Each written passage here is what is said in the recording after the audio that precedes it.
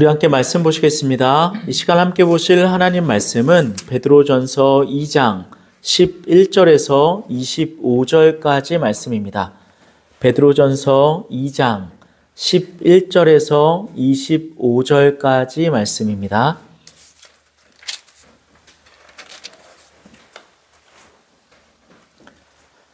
다 찾으셨으면 제가 한 절, 여러분들이 한 절 돌아가면서 교독하시겠습니다. 제가 먼저 봉독하겠습니다. 사랑하는 자들아, 거류민과 나그네 같은 너희를 권하노니 영혼을 거슬러 싸우는 육체의 정욕을 제어하라. 너희가 이방인 중에서 행실을 상하자 너희를 악행한다고 비방하는 자들을 하여금 너희 선한 것을 보고 보시는 날에 하나님께 영광을 돌리게 하려 합니다. 인간의 모든 제도를 주를 위하여 순종하되 혹은 위에 있는 왕이나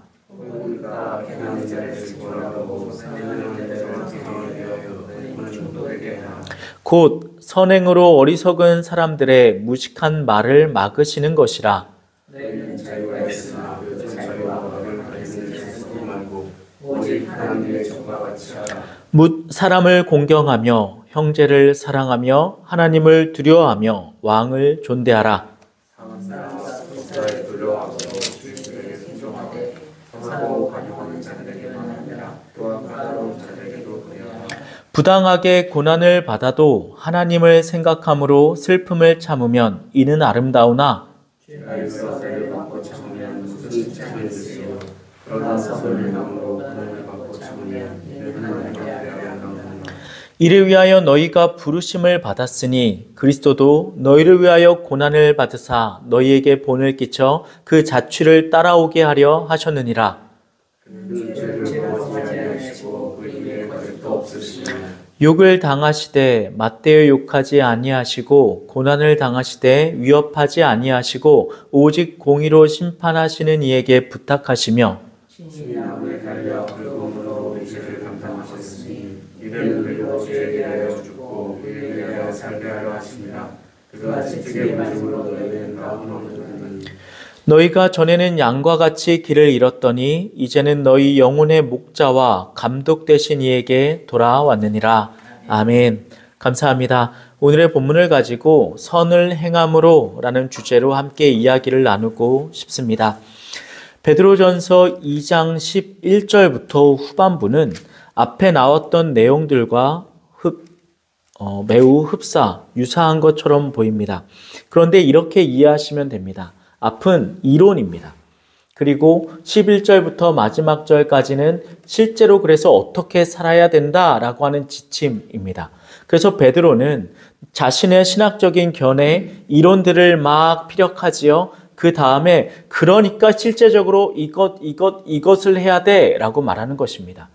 즉 저와 여러분이 읽었던 문장들은 이런 세상이 있는 거구나, 이런 추상적인 개념이 아니라 실제적으로 내 삶에 이게 들어와야 되는 거구나 라고 생각하시면 된다는 말입니다. 그래서 결론적으로 지금 베드로가 이 성도들에게 요구하는 것은 무엇입니까? 순례자의 삶을 제대로 살아내라 라는 것입니다. 그래서 저는 그 단계를 3개로 쪼개어서 살펴보려고 합니다. 먼저 우리가 살펴봐야 할 것은 이것이죠. 순례자가 세상의 악을 이기는 방법은 무엇인가? 우리는 순례자입니다. 그리고 세상의 관점에서 볼 때 우리는 나그네입니다.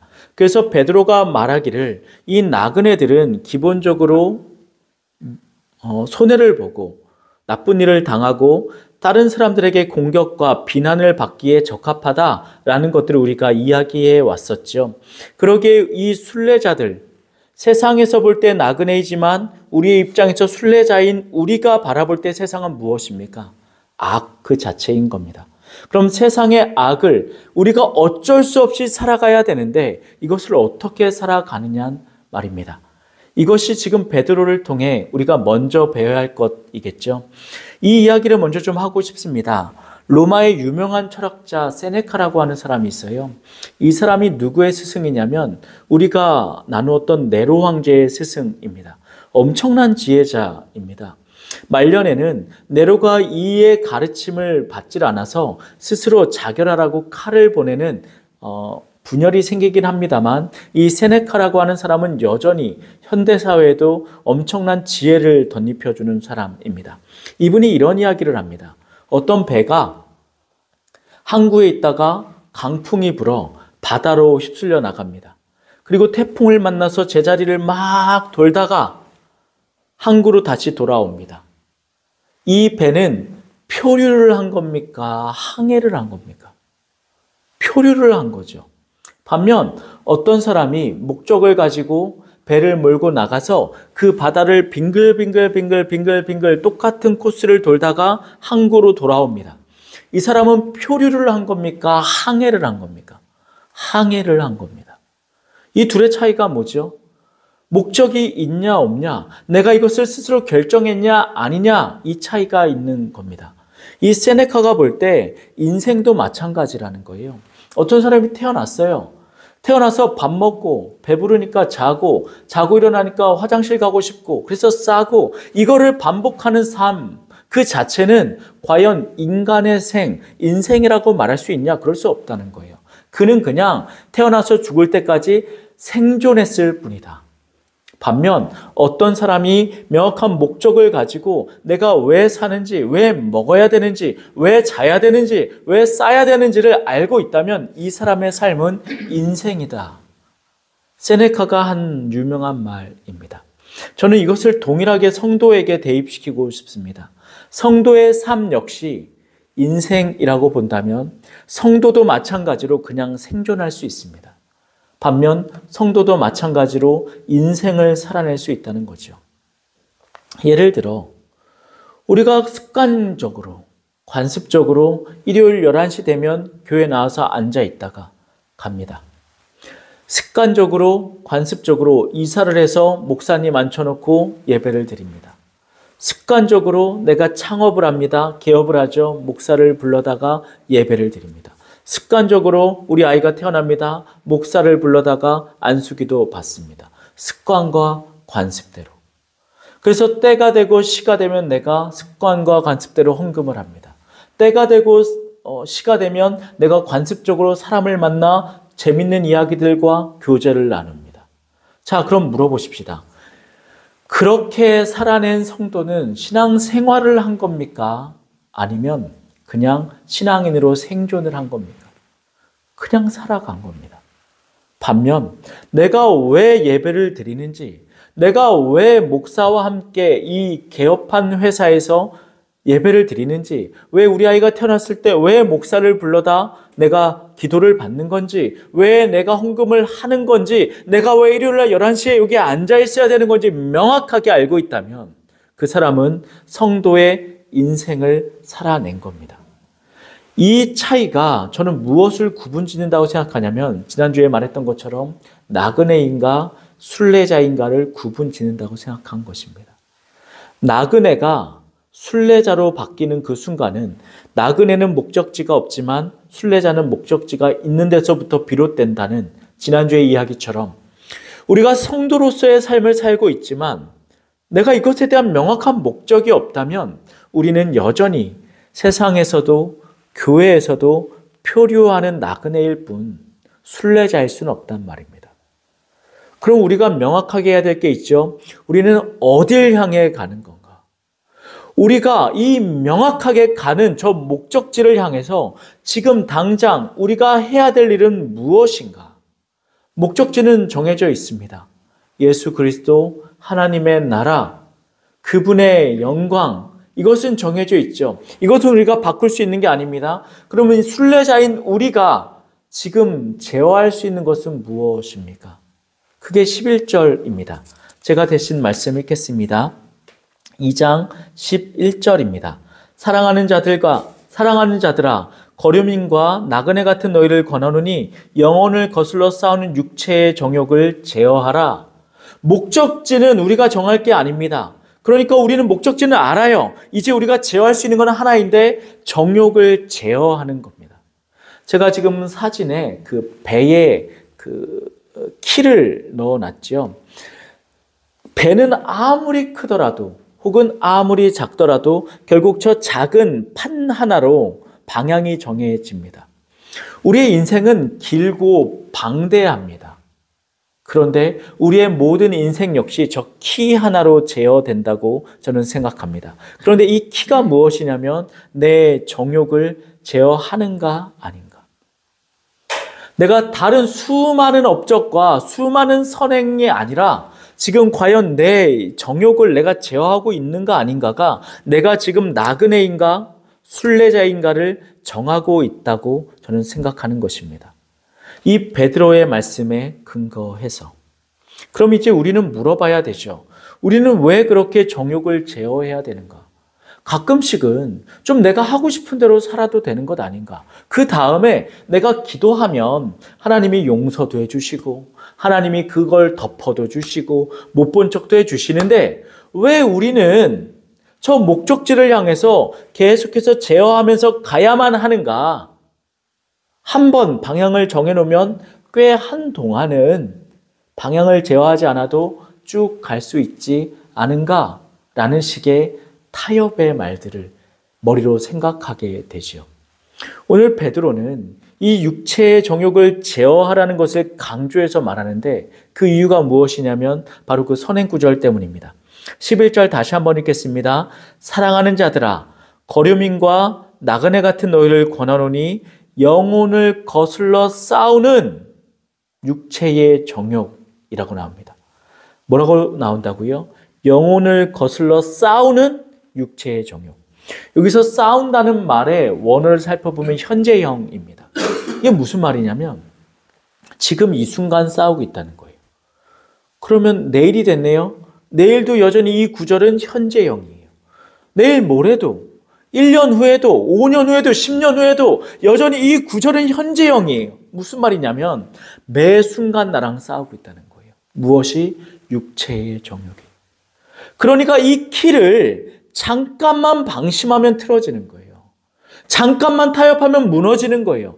그래, 내가 잠깐만 눈 감으면 나는 완전히 다른 길로 가고 있다는 겁니다. 여러분도 잘 아시는 이야기일 겁니다.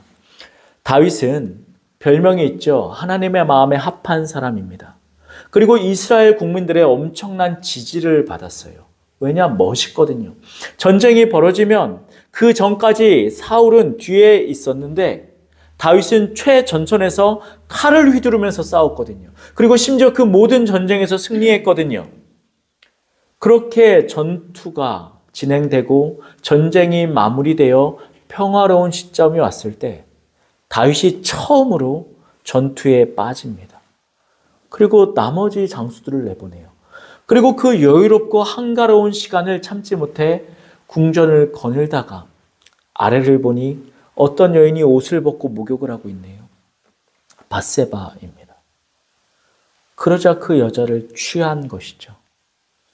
이 모든 문제의 시발점이 무엇입니까? 그가 더 이상 전투에 참여하지 않은 시점. 그래, 이 정도면 내가 좀 쉬어도 되지. 그래, 이 정도면 내가 나서지 않아도 일은 알아서 굴러가지. 신앙생활이 딱 그와 같단 말입니다. 내가 어느 정도 궤도에 올랐어. 그러니까 나는 성경 읽지 않아도, 기도하지 않아도, 내가 말씀에 집중하지 않아도 그래도 나는 괜찮지. 라는 그 시점. 그때 우리는 육체의 정욕에 지게 됩니다. 그래서 바울은 계속해서 무엇이라고 말하냐면 제어하라고 말합니다. 싸움을 걸어오는 육체의 정욕이 현재형이라면 마찬가지로 제어하는 것도 현재형이어야 합니다. 늘 날이 서서 이것이 옳은가 저것이 옳은가 명백하게 기도하고 성경 보고 결정해야 된단 말입니다. 매 순간 우리는 그 일들에 있어서 싸움을 해 나가야 하는 것이죠. 그러면 1번의 질문을 다시 한번 기억해 보십시다. 세상의 악을 우리는 어떻게 대항해야 합니까? 매 순간 나를 제어함으로, 무엇이 아니라 세상을 깨부심으로, 나를 유혹하는 세상의 물건들을 다 때려 부숨으로, 세상의 모든 악에게 총을 쏴대고 창을 찌르고 칼을 휘두름으로, 아니요. 세상은 이길 수 있는 존재가 아니라니까요. 그들은 이미 거대합니다. 우리의 방향을 우리가 제어함으로 저 목적지를 향해 감으로 세상의 악에 대항하는 겁니다. 안 그러면 이 거대한 악에 나도 물들거든요. 우리를 둘러싸고 있는 그 거대한 악에 내가 정신을 똑바로 차리지 않으면 어느 순간 그들의 말이나 내 말이 똑같아지고 그들의 걸음이나 나의 걸음이 똑같아지며 궁극적으로 그들의 삶이나 나의 삶이 동일시되는 시점이 온단 말입니다. 그러고 나면 그 사람을 과연 순례자라 부를 수 있습니까? 아니면 순례자의 탈을 쓴 나그네라고 불러야 하겠습니까? 그를 과연 성도라고 부를 수 있겠습니까? 아니면 그를 과연 성도의 탈을 쓴 세상 사람이라고 불러야 되겠습니까? 지금 베드로는 이 이야기로 시작하고 있는 겁니다. 그러면 육체를 정욕을 제어하면서 사는 삶은 어떤 모습입니까? 그게 두 번째 질문입니다. 그래서 순례자는 어떤 모습의 삶을 살아가야 하는가? 제가 서두에도 말씀드렸지만 이것은요, 그 이론서가 아니에요. 이것을 들으면서 실제적으로 그렇게 살아야 돼 라는 말을 하고 있단 말입니다. 그래서 저는 이 삶을 설명하기 전에 이걸 좀 먼저 말하면 어떨까 싶습니다. 이 유명한 그림이죠. 그랑드자트 섬의 일요일 오후라는 그림입니다. 조르주 쇠라라는 사람이 그렸고요. 얼핏 보면 저게 뭐 그렇게 대단한 그림인가 싶으실 겁니다. 누가 그래도 저렇게 그릴 수 있을 것 같지 않으십니까? 그런데 이 그림의 위대함은 어디에 있냐면 이 그림이 점묘화라는 것에 있습니다. 점묘화가 뭐냐? 그림을 그릴 때 우리는 붓으로 물감을 묻혀 휙휙 칠하지요. 근데 점묘화는 이걸 점을 찍어요. 하나씩. 그래서 여기 나오는 모든 그림이 다 점을 찍어서 만든 겁니다. 점을 무수히 찍으면 그게 면이 됩니다. 그렇게 만들어낸 초록색이고 그렇게 만들어낸 노란색이고 그렇게 만들어낸 빨간색, 그렇게 만들어낸 검정색입니다. 엄청난 시간이 걸쳐서 이 노력과 이 계획 가운데 쉬지 않고 점을 찍어낸 결과가 이 명작이에요. 저는 성도의 삶, 순례자의 삶이 마찬가지라고 생각합니다. 우리는 순례자의 삶이라고 했을 때, 어떤 예수님을 믿는 성도의 삶이라고 했을 때 하나의 이벤트를 떠올리곤 합니다. 예를 들어 아프리카에 우물을 한 개 내가 팠다. 혹은 내가 동남아에 교회를 하나 지었다. 라는 식의 업적이죠. 벌써 꽤 시간이 지났네요. 그 중형, 대형 교회들에서 동남아 그리고 아프리카에 우물을 파거나 교회를 짓는 것이 붐이 일었던 때가 있습니다. 왜 그랬을까? 제가 되돌이켜 생각해 보면 생각보다 적은 액수로 꽤 그럴듯한 완성품을 만들 수 있기 때문입니다. 업적이 되는 거예요. 교회를 하나 지었어. 내가 우물을 하나 파줬어. 이것이 내 교회에 있는 재정으로 내가 만들어낸 완성품이 되다 보니 이들 안에 업적으로 자신 있게 설명할 만한 것들이 된단 말입니다. 그런데 여러분, 그거는 일회성입니다. 삶이란 한순간을 살고 끝나지 않아요. 삶이란 쭉 이어지는 연속성입니다. 그러면 삶은 무엇으로 구성되어 있죠?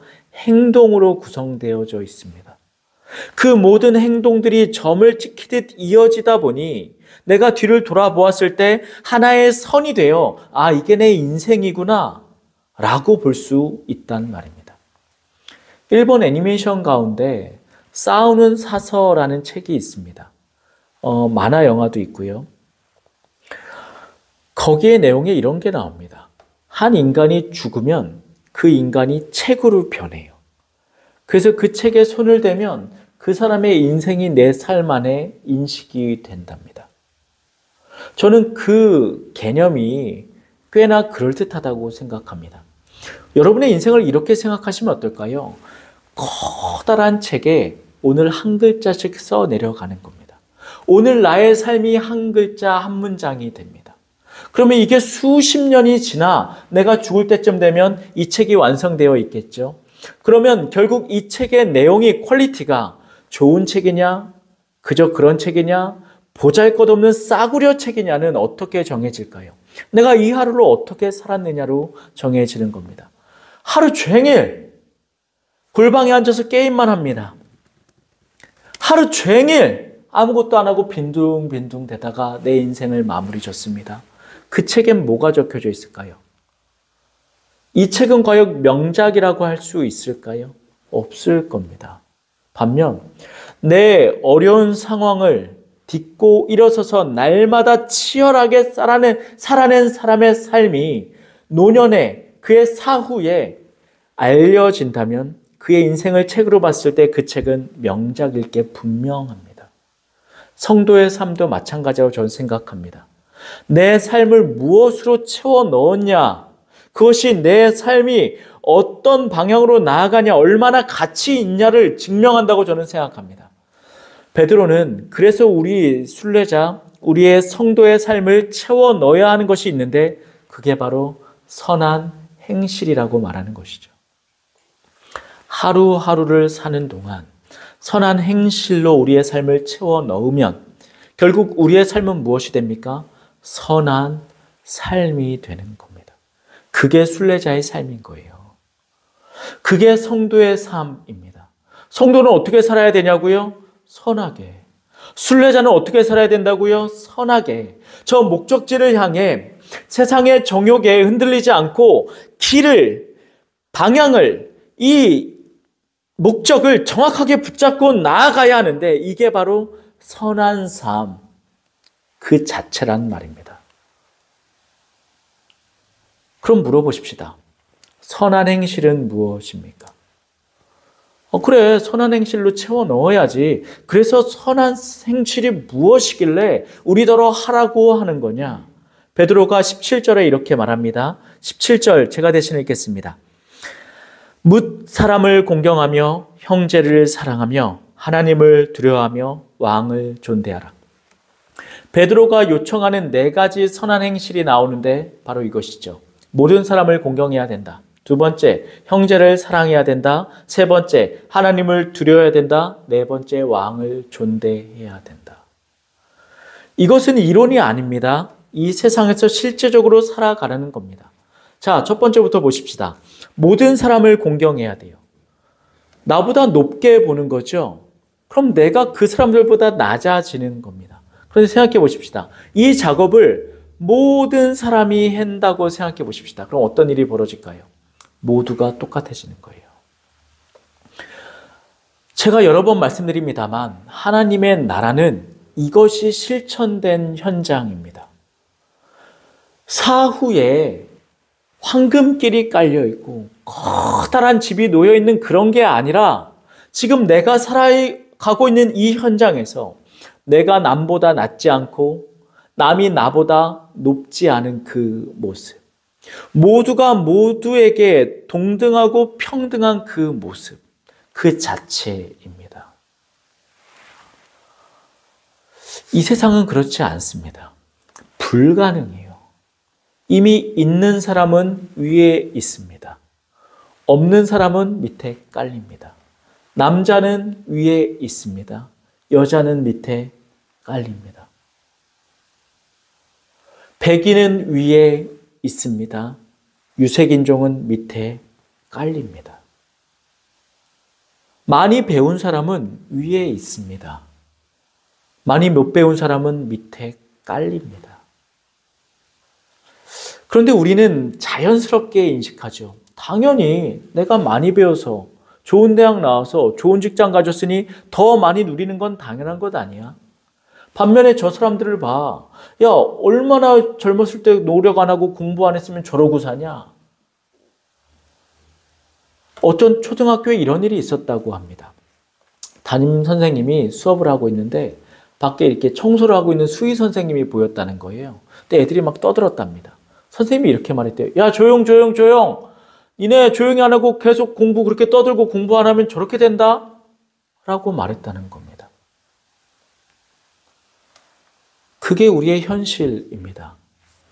그 인식을 배운 아이들은 어떤 일들이 펼쳐지는가?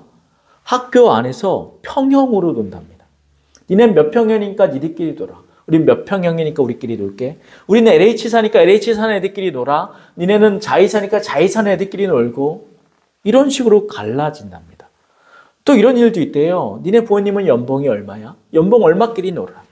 니네는 연봉 얼마야? 니네끼리 놀아. 라는 식으로 갈라치기를 한답니다. 그리고 그 모든 갈라치기에는 필연적으로 따르는 게 있는데 우와 열이 나뉩니다.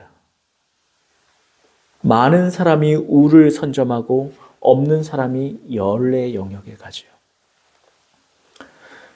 그런데 그렇게 되는 순간 이 세상은 지옥이 됩니다. 살만하겠습니까?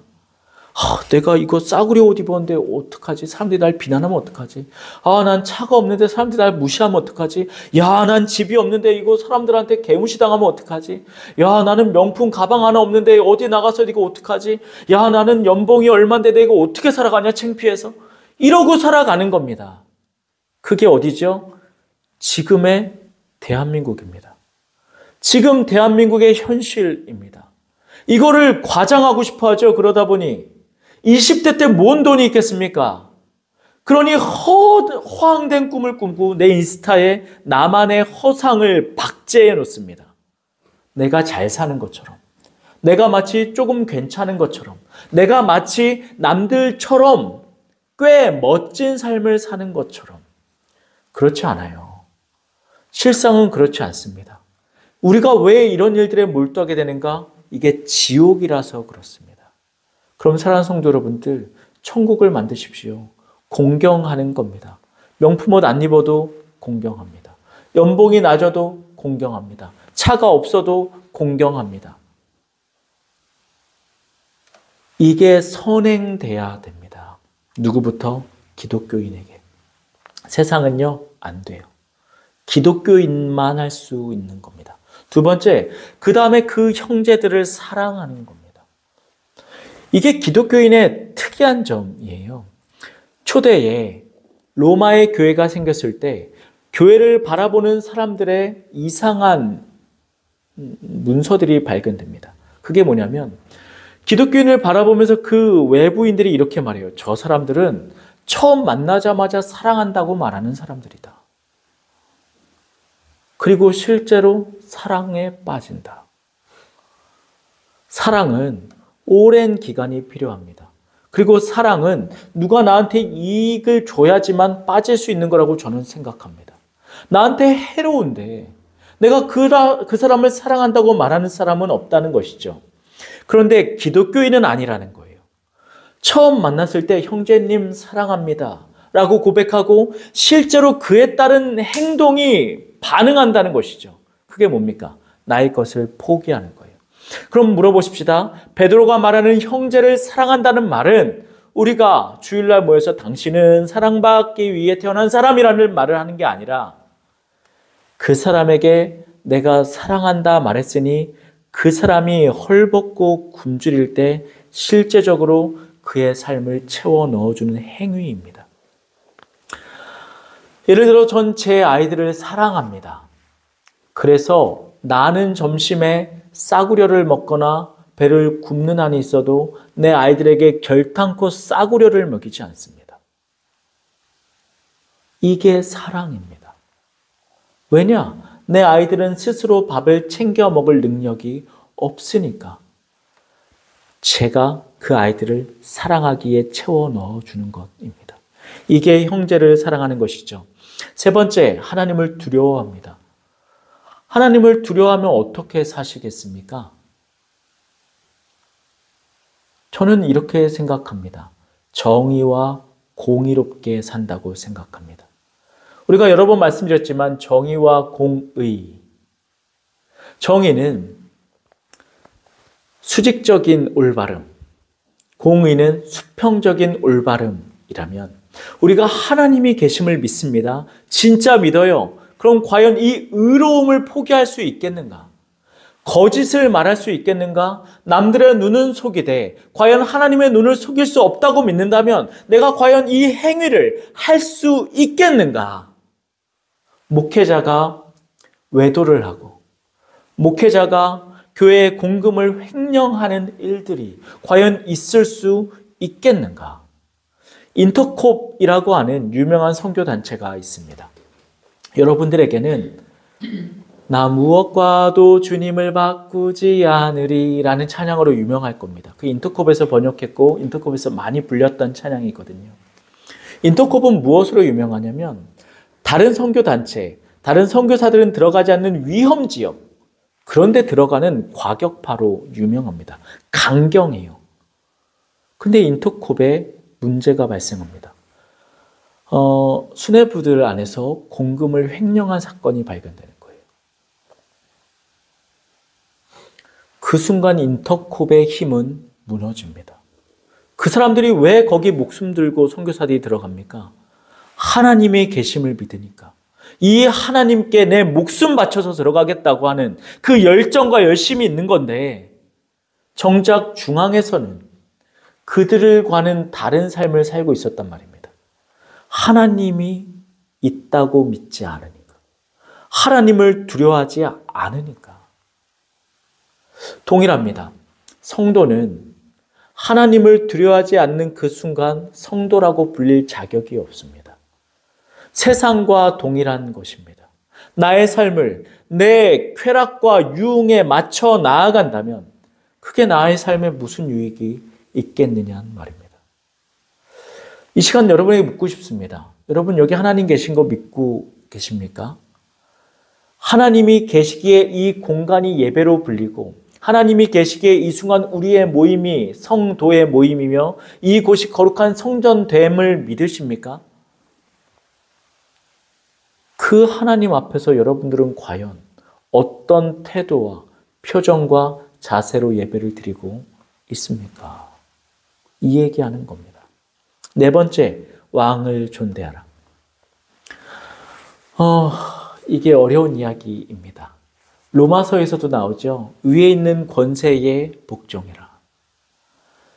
그때 제가 무엇이라고 설명했었냐면 법을 잘 지켜내야 된다라고 설명했습니다. 그럼 이제 물어보십시다. 왕을 존대합니다. 이건 역시 저는 동일하게 설명하고 싶습니다. 법을 잘 지켜내야 됩니다. 그러면 이제 시대적인 배경을 엮어서 한 번 더 확장해 볼까요? 로마 시대에 법을 준수하는, 그래서 왕의 명령을 존대하는 사람은 자유민일까요? 아니면 노예일까요? 법을 지켜야겠다라고 해서 지켜내는 건 자유민입니까? 노예입니까? 자유민이죠. 노예는요, 내가 지켜야겠다라는 의지를 갖지 않아도 질질 끌려가서 지키게 되는 게 노예거든요. 그럼 지금 베드로는 이 성도들에게 무엇을 말하고 있는 겁니까? 넌 자유민이야. 네가 선택해서 자유민으로서의 삶을 살아내야 돼 라고 말하는 겁니다. 무엇이 아니라 이 세상에 질질 끌려다니면서 아유 어쩔 수 없이 한다, 어쩔 수 없이 한다. 이게 아니라 오늘의 본문 한번 보십시다. 계속해서 말씀 보시겠습니다.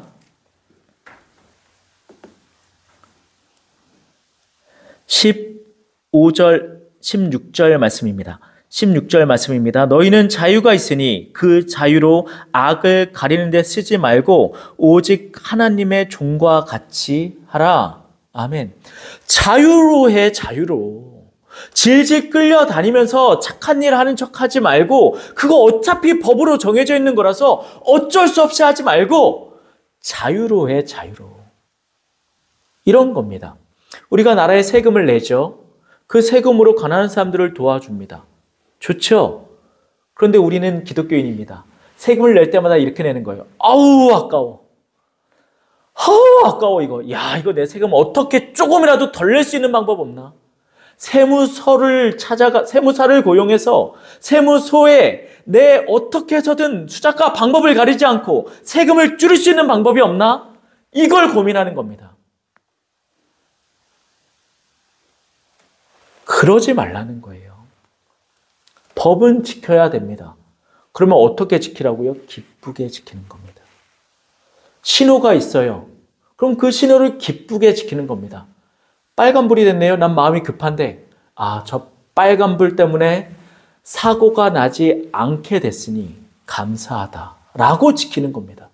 내 앞에서 갑자기 빨간불이 돼서 입에서 육두문자가 터져 나오는 게 아니라 왜 하필 지금 바뀌는 거야? 이놈의 시기노 체계. 이런 게 아니라 이게 그런데 생각보다 어렵습니다. 우리의 근성은 노예에 묶여 있거든요. 끌려가는 삶에 묶여 있거든요. 어쩔 수 없이 무엇을 해내야 되는 삶에 너무나도 익숙해져 있거든요. 대표적인 게 뭘까요? 여러분들의 직업입니다. 아침에 직장 가요. 우와 신난다. 일하러 간다. 이러고 회사 가는 사람이 있습니까? 거의 없을 거예요. 없으실 겁니다. 그렇게 되시길 축원합니다. 진심입니다. 여러분들의 일터가 여러분들의 자아를 실현하고 여러분들의 물질적인 빈곤함을 채워주며 여러분들의 무너진 인간관계를 회복시키는 아름다운 하나님의 나라가 되길 축원합니다. 여러분의 직장이 여러분들의 시간을 앗아가며 여러분의 청춘을 갉아먹고 여러분의 정신을 뜯어먹는 지옥이 아니라 아름다운 하나님의 나라가 되길 원합니다. 그러려면 누구부터? 성도부터, 누구부터? 신앙인부터 이 행실을 하는 겁니다. 하루아침에 바뀌지 않겠죠. 이걸 어떻게 하는 거라고요? 아까 사진처럼 퍼즐을 맞춰가는 겁니다. 하나씩, 하나씩, 하나씩. 사람들이 이해하지 못할 겁니다. 쟤는 왜 저런 퍼즐을 갖고 살아? 그런데 어느 순간 여러분들의 퍼즐이 쌓이는 그 시점에 보게 됩니다. 저거였구나. 저것 때문에 저렇게 했던 거구나. 제가 앞서 보여드린 그림처럼 쇠라가 커다란 캔버스에 점을 하나 찍었을 때 아무도 알지 못했을 겁니다. 그 점 하나가 어떤 그림이 될지. 그런데 그 점이 무수히 찍혔을 때 그 점 하나는 명작의 시작점이 됐습니다. 성도도 마찬가지입니다. 여러분들이 거룩한 성도요, 거룩한 순례자로 살아내시길 저는 원합니다. 그런 그 첫 시작점이 어쩌면 오늘일 수 있습니다. 오늘의 선행, 모든 사람을 공경하고 형제를 사랑하며 하나님을 두려워하고 왕을 존대하는 그 모든 행위가 거룩한 성도의 삶이라는 그 명작을 만들어내는 시작점일 수 있단 말입니다. 그렇게 되시길 축원합니다. 그래서 여기까지 알겠습니다. 그리고 실제적으로 이렇게 살아야 된다는 것 알겠습니다. 그럼 이제 물어봐야죠. 할 수 있습니까? 그래서 세 번째 이걸 묻고 싶습니다. 과연 우리는 순례자로 살 수 있는가? 앞서 제가 멋있는 말들 많이 했죠. 공경하고 사랑하고 왕을 존대하고 이 얼마나 멋지고 아름다운 말들입니까? 그런데 이제 이게 남아있다니까요. 그래서 할 수 있냐? 할 수 있는 명령이냐? 할 수 없는 명령이냐? 목사로서 그리고 개신교도로서 성경은 이렇게 말한다고 저는 믿습니다. 할 수 있다. 그러면 그렇게 살아낸 사람 한 명이라도 데리고 와봐라. 그게 바로 예수 그리스도다. 선한 삶의 본보기다. 그래서 오늘의 본문에 보면 18절부터 마지막 25절까지 예수님에 대한 이야기가 쭉 나오는 것이겠죠. 그런데 이렇게 말하면 우리한테 공감이 되질 않습니다. 왜요? 예수님이니까. 예수님은 하나님이시면서 동시에 인간이셨던 분이니까. 그런데 우리는 하나님이 아니라 인간이기만 한 존재니까. 그래서 예수님은 하셨어. 그러니까 우리도 할 수 있어. 라는 말은 꼭 무엇처럼 들리냐면 그리스 신화처럼 보입니다. 제가 이걸 예화로 좀 갖고 왔는데요. 헤라클레스라는 사람은 그리스 신화의 유명한 반인 반신입니다. 반은 인간이고 반은 신이에요. 근데 이 인간이 신이 되고 싶었던 겁니다. 그래서 어떻게 하면 신이 될 수 있습니까? 라고 물어보니 신들이 12가지 어려운 시험을 냅니다. 그 중에 하나가 이 무시무시한 괴수 사자와 싸워서 이겨내는 것도 들어갔던 것이죠. 근데 헤라클레스가 이걸 해냅니다. 그러자 이 인간 세상에서는 헤라클레스를 영웅이라고 부르고 헤라클레스는 신의 영역에 올라가게 되죠. 이 이야기에서 우리는 깨달을 수 있는 게 있습니다. 보편적인 인간이 할 수 없는 일을 해내는 것은 세상에선 영웅이라고 칭송을 받고 더 나아가 신이라고 대접받는다. 반대로 말하면 우리 성도들도 마찬가지로 지금 베드로 전서가 요구하는 행실이 너무나도 어려운 일이기에 이걸 해내면 영웅으로 취급을 받고 더 나아가 신의 영역으로 올라간다. 이게 예수다. 그러니 나는 아니다. 이렇게 되는 겁니다. 나는 평범해. 저건 예수만 하는 거야. 그러니까 내가 예수를 믿지. 나는 못하니까. 이렇게 된단 말이죠. 제가 오랜만에 어제 대학교 선배를 만나서 이야기를 했습니다. 이제 만나서 막 교회에 대한 이야기, 신앙적인 이야기 막 나눕니다. 그러면 이제 그 형이 그 말마다 하는 얘기는 그거예요. 그런데 살아내기도 벅차. 근데 이 하루를 살기도 벅차. 그래 알지. 그런 성경적인 올바름, 그런 신앙적인 방향, 그런 삶의 자세 알지. 좋지. 해야 되지. 근데 이 하루를 살기도 너무 바쁘고 벅차. 라는 말을 어제 2시간 동안 얘기하는 동안 5번 넘게 했던 것 같습니다. 알아요. 벅차죠. 힘들죠. 어렵죠. 너무나도 힘든 일들입니다. 그러니 앞서 베드로가 아무리 좋은 이야기를 많이 했다 한들 우리가 과연 그걸 할 수 있느냐는 말입니다. 이미 설교를 듣고 있는 성도들 역시 저건 안 되지. 설교는 좋지. 근데 저건 안 되지. 라고 생각을 하고 있다니까요. 그리고 헤라클레스를 칭송하는 일개의 그리스 시민으로 남아있기를 스스로 정했습니다. 그런데 여러분, 그게 아닙니다. 그런데 여러분, 예수님은, 하나님은 베드로를 통해 우리 성도들은 도저히 넘을 수 없는 무언가를 명령하고 있는 게 아니란 말입니다. 여러분, 이것부터 생각해 보십시다. 우리는 왜 그렇게 바쁘고, 왜 그렇게 분주하고, 왜 그렇게 여유가 없습니까? 우리가 베드로전서 2번째 시간에 나누었던 것처럼 너무 바쁘기 때문입니다. 그럼 우리는 왜 너무 바쁠까요? 어제 저한테 여유가 없다고 했던, 자기는 여유가 없다고 말했던 그 선배는 왜 그렇게 바쁠까요? 왜 그러냐? 최근에 서울에 아파트를 샀거든요. 매달 들어가는 원금과 이자만 해도 200이 넘습니다. 그런데 지금 아내는 변변하게 소득이 넉넉지가 않아요. 자기가 버는 돈으로 그 모든 걸 메꾸고 자식 2명까지 먹여 살려야 됩니다. 그리고 이번에 심지어 차까지 새로 뽑았어요. 이제 대출금이랑 원리금, 대출이 나가게 되면 그 짐은 더 무거워집니다. 그럼 이 형의 삶은 쉴 수가 없습니다. 너무너무 바빠요. 그럼 아파트를 살 때 누구라도 내가 2억이 있어요. 그럼 2억짜리 아파트 삽니까? 그런 사람 없죠. 이게 더 오를 거를 생각하고 더 나은 주변 환경을 생각해서 2억이 아닌 대출을 낀 4억, 5억, 6억, 7억, 8억 이런 집을 살지 않겠느냐 말입니다. 그러니 너무 바쁩니다. 너무 바빠요.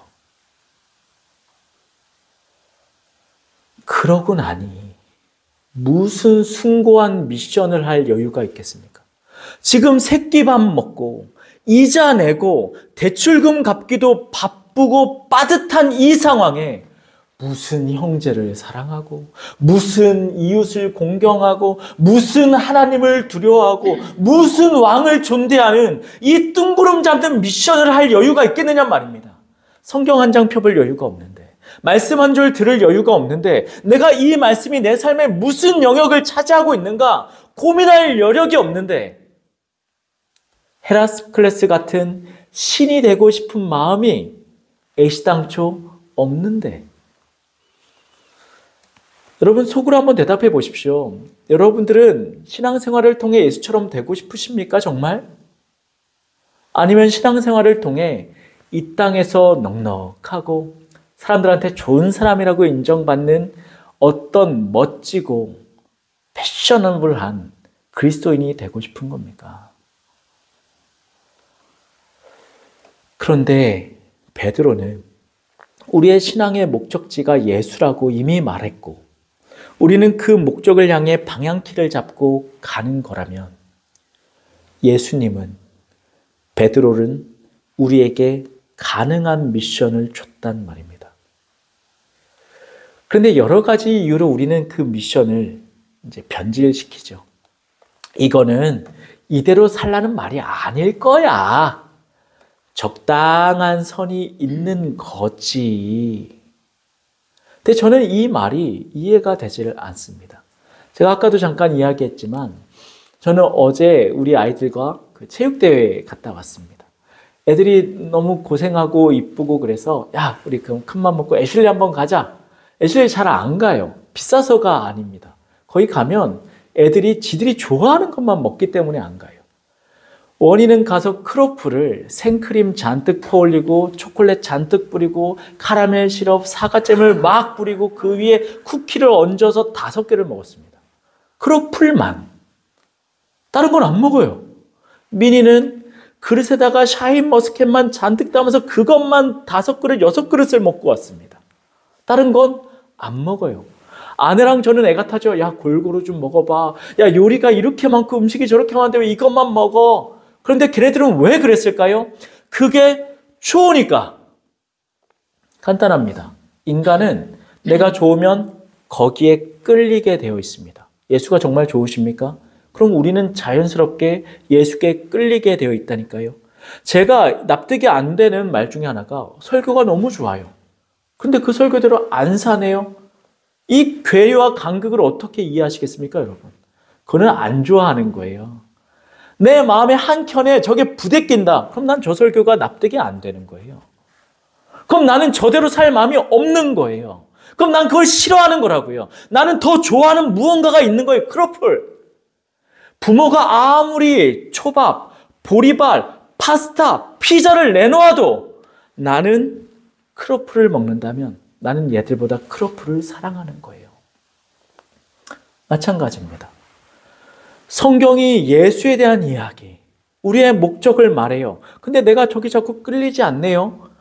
그럼 난 예수를 좋아하지 않고 더 좋아하는 무언가가 있는 거예요. 그런데 예수라는 탈을 쓰고 있을 뿐이죠. 저는 이걸 종교 혼합주의로 봅니다. 그리고 이것의 대표적인 사건이 예수님 당시의 대제사장들과 서기관이었다고 저는 확신합니다. 이 이야기 유명하지요. 누가복음 20장에 가면 서기관들과 대제사장들이 예수께 몰려듭니다.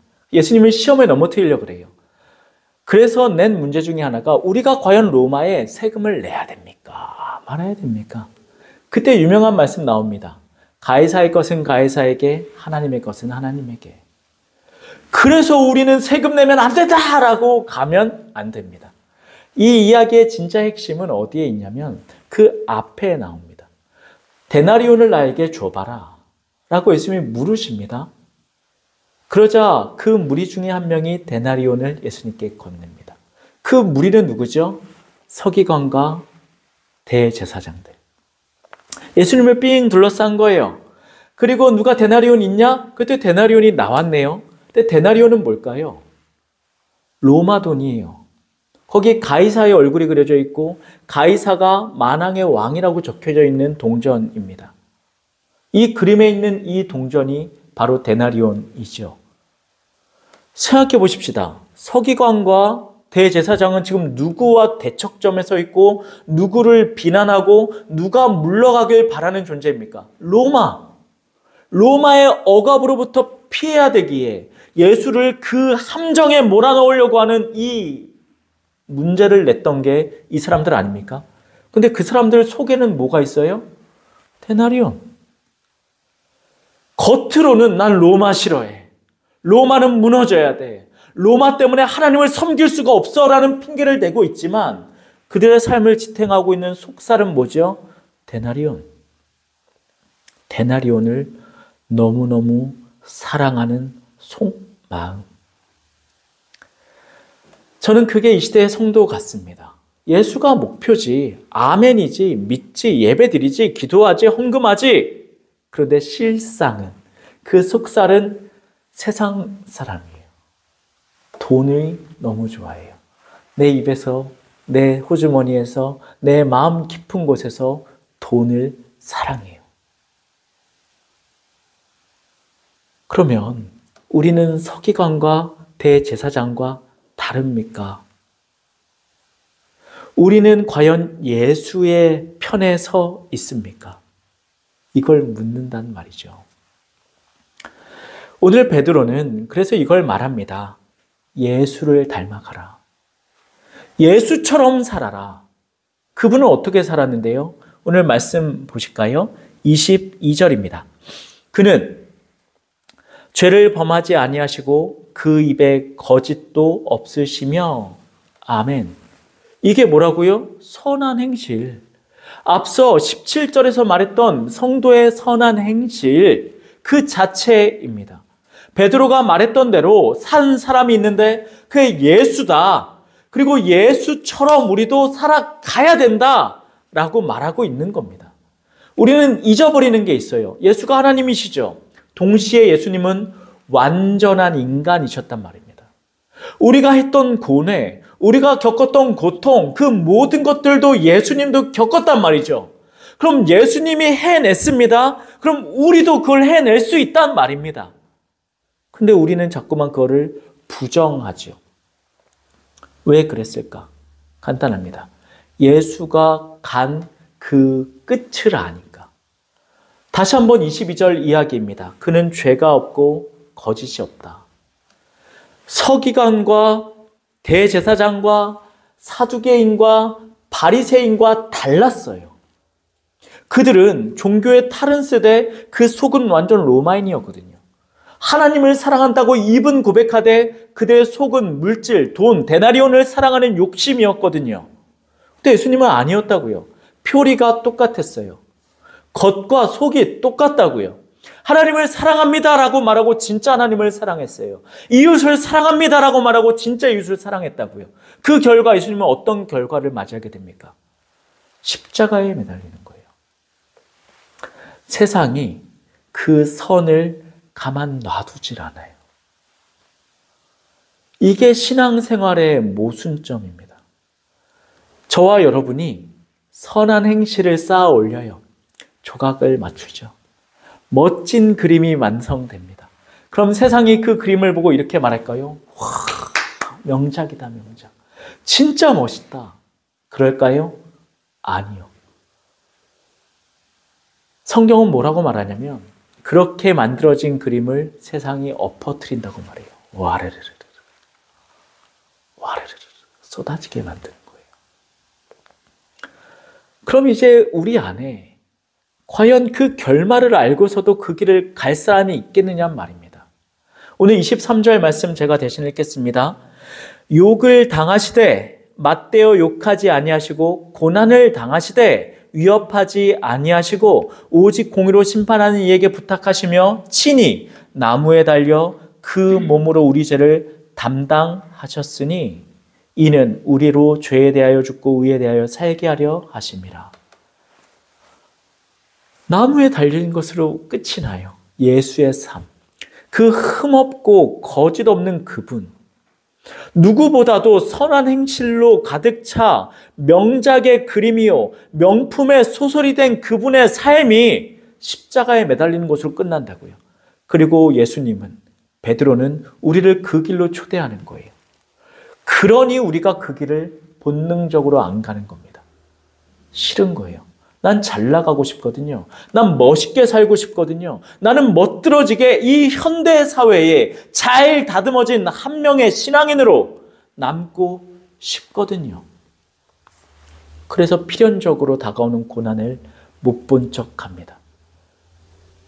그런데 내가 그 목적에 키를 두고 가는 그 순간 나는 그걸 피할 수 없어요. 방법은 하나죠. 그 키를 트는 거예요. 그러면 나는 자연스럽게 뭐가 됩니까? 이 세상을 표류하는 나그네가 되는 겁니다. 그런데 영원한 나라를 믿으시는 분들, 하나님의 공의와 정의를 믿으시는 여러분들, 그리고 이 땅이 찰나요.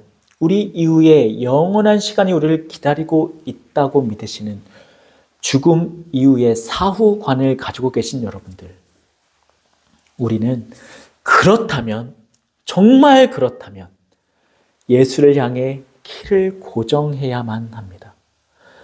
제가 첫 번째 시간에 말했던 것처럼 우리의 사후관이 만약 죽으면 끝난다, 혹은 죽어도 계속 반복된다 라는 거라면 이 말씀은 한 귀로 듣고 흘리셔도 무방합니다. 그러나 죽음 이후의 영원한 시간이 우리를 기다리고 있다고 믿으신다면 사랑하는 성도 여러분들, 예수처럼 살아가십시오. 예수님께서 걸어가신 그 길을 그대로 걸어가십시오. 예수님이 우리에게 제시하신 그 길을 고스란히 따라가십시오. 어떻게? 선행으로. 날마다 이어지는 선한 행실로. 그래서 선한 삶으로. 그래서 순례자의 삶으로. 그리고 그 끝에 기다리는 십자가 앞으로 나아가시는 겁니다. 그래서 예수가 우리에게 필요합니다. 예수는 우리의 본이거든요. 마지막 25절에 그래서 이렇게 끝이 납니다. 너희가 전에는 양과 같이 길을 잃었더니 이제는 너희 영혼의 목자와 감독 되신 이에게 돌아왔느니라. 아멘. 예수 그리스도는 길을 잃은 양들의 목자가 되신다. 양의 최고의 미덕이 뭘까요? 목자를 따라가는 겁니다. 목자가 이끄는 대로 따라가는 겁니다. 좌우를 분간하지 않고 내 앞에 무엇이 있는지 알지 않으며 내 목자를 믿음으로 그 목자가 간 길을 따라가는 겁니다. 그 목자가 십자가 앞으로 가요? 나도 그럼 십자가 앞으로 가는 겁니다. 그 목자가 날 낭떠러지로 이끕니까? 그럼 그 낭떠러지로 가는 겁니다. 그게 신앙입니다. 그런데 우리는 양이면서도 양의 뇌를 가지고 내 미래를 점쳐요. 야, 저러면 안 되는데. 수단과 방법을 가리지 않고 때로는 수작을 부리며 이 삶을 더 풍요롭게 나아가려고 합니다. 신앙인이라면, 성도라면, 순례자라면 그러지 말라는 겁니다. 그럴 거면 신앙인 하지 말라는 겁니다. 그럴 거면 내가 신앙 있다고 자신 있어 하지 말라는 겁니다. 그래야지만 내가 신앙이 없구나라고 인정하고 시작이라도 하지. 이 바리새인과 서기관과 사두개인과 대제사장 같은 성도들은 나는 믿지 라는 탈을 썼기에 내가 진짜 믿는지 안 믿는지 그것도 분간하지 못한 채 나를 속이며 이 자리에 관습적으로 앉아가고 있단 말입니다. 사랑하는 성도 여러분들, 예수를 따라가십시오. 이 세상을 살아가는 방식 간단합니다. 예수를 따라가는 겁니다. 어떻게 해요? 모든 사람을 공경하면서, 형제를 사랑하면서, 하나님을 두려워하면서, 왕을 존대하면서. 그렇게 하다 보면 세상의 악을 대항하며 살아갈 수 있게 되는 겁니다. 오늘도 또 넘어지셨습니까? 또 싸워내십시오. 내일 또 넘어지실 것 같으십니까? 내일 또 싸우셔야죠. 무엇으로? 선행으로. 그리고 그 끝에 기다리는 예수를 바라보며. 일회성으로 신앙생활하지 마시고 이벤트적으로 교회에 출석하지 마시고 삶을 바꿔내십시오. 여러분의 삶을 한 편의 거대한 명작을 그리고 있다고 생각하시고 살아내신다면 오늘 이 하루의 이 한 점을 헛되이 찍으실 수 없을 겁니다. 방탕과 방황과 탐욕과 정욕과 내 욕망에 휘둘린 채 이 점을 찍지 죽지 않으실 거라 저는 확신합니다. 그렇게 찍어내다 보면 우리 앞엔 여러분의 성도의 삶이라는 명작이 기다리고 있을 겁니다. 그 명작을 각자의 삶에서 바라볼 그 날을 고대하고 또한 축원합니다. 기도하시겠습니다.